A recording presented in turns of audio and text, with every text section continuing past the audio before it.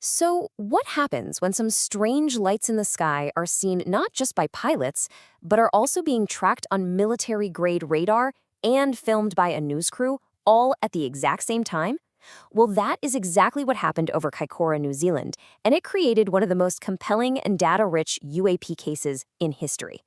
Okay, the crucial thing to get right from the start is that Kaikoura is what's known as a multi-messenger event, and that, my friends, is the absolute gold standard for evidence in this field. It means the phenomenon wasn't just a, hey, I saw a light kind of thing. Nope, it was seen by people, tracked on radar, and captured on film simultaneously. That convergence of data is exactly why this case is still such a big deal.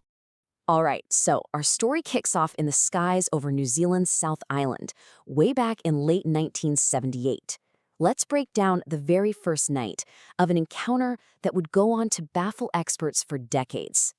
This whole thing really went down over two separate nights.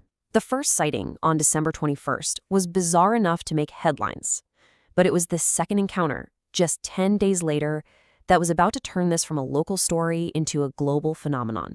And just look at the quality of the witnesses from that first night. We're talking professional pilots who are being backed up by air traffic control on the ground, which is also confirmed by the plane's very own onboard radar. And it was even seen by people on the ground. You see, this wasn't one person's story. It was a completely correlated event across the board. And this, right here, is where it gets really serious.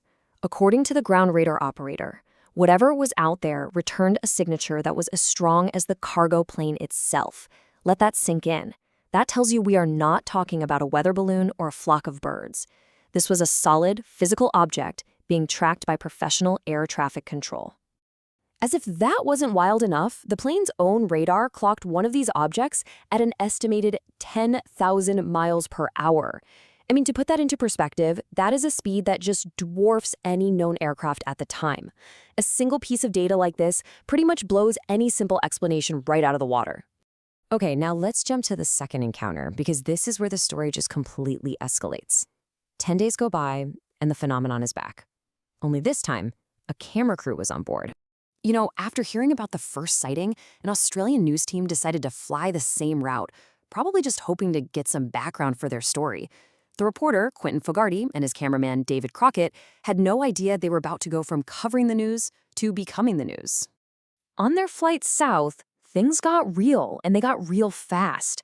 The pilots see these lights, and then Wellington Ground Control radios in with this chilling confirmation.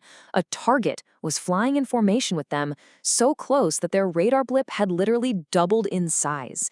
Can you even imagine hearing that from air traffic control? But the real climax happened on the flight back. It wasn't just distant lights anymore. A massive, glowing object, which the crew described as looking like a squashed orange, flies up to the plane and just parks itself right off the wingtip, pacing them for nearly 15 minutes. So, to test what he was seeing, the pilot does something incredibly bold. He banks the plane into a sharp turn towards the object. But instead of taking off, the object perfectly mirrors the plane's turn, keeping its exact same position relative to them. This wasn't some passive light in the sky. This was reactive, seemingly intelligent behavior. So once that footage was broadcast all over the world, a huge debate just erupted. On one side, you had all this irrefutable sensor data. And on the other, you had a string of official explanations that, frankly, tried to make the whole thing just go away. The official explanations were, well, they were creative, let's just say that.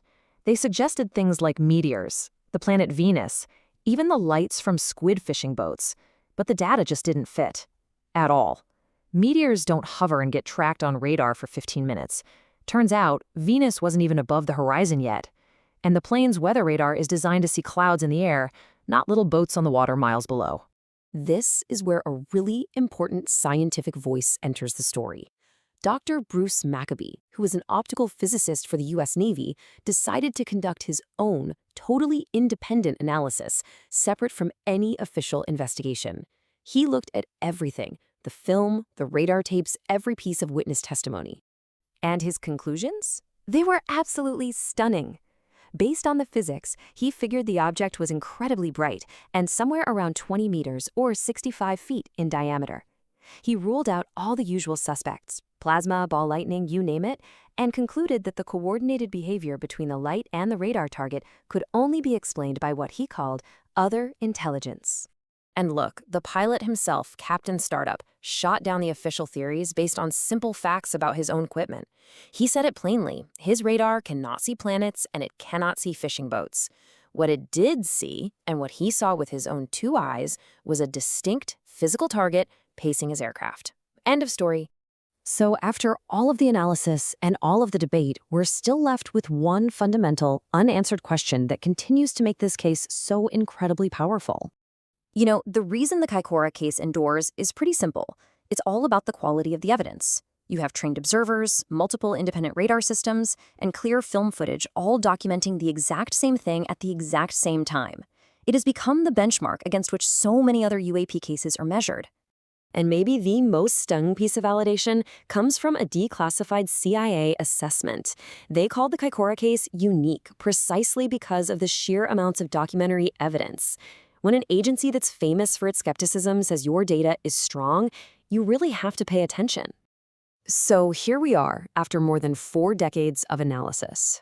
The data from those nights is still solid, and the official explanations still just don't fit. We're left with a case where the evidence is crystal clear, but the answer is anything but. So the question we're all still asking is, what was in the sky over Kaikoura?